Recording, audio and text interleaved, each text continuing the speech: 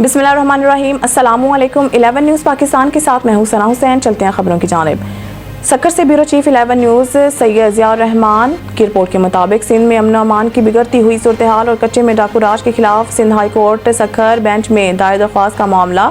सक्कर press club के finance secretary लाला शहबाज खान की Sindh high court में दायर दरख्वास्त पर 28 मार्च को समाअत मुकर्रर। तफसीलात के मुताबिक सक्कर प्रेस क्लब के फाइनेंस सेक्रेटरी लाला शहबाज खान ने बैरिस्टर खान अब्दुल गफ्फार खान के मार्फत सिंध हाई कोर्ट सक्कर में दरख्वास्त दायर की थी। दरख्वास्त में मौक़िफ़ है कि शहीद जान मोहम्मद के कातलों को गिरफ्तार और कच्चे में पुलिस रेंजर्स और पाक फौज का मुश्तरका ऑपरेशन किया जाए। बैरिस्टर खान अब्दुल गफ्फार खान का कहना है कि सक्कर और लाड़काना डिवीजन में सरेआम लोगों को अगवा किया जा रहा है। उन्होंने कहा है कि रोज बरोज अगवा, बराए तवान, डकैती और लूट मार के वाक़यात में मुसलसल इजाफा हो रहा है। पुलिस के पास इतने वसाइल और जदीद असलाह मौजूद नहीं कि वो कच्चे में ऑपरेशन कर सकें।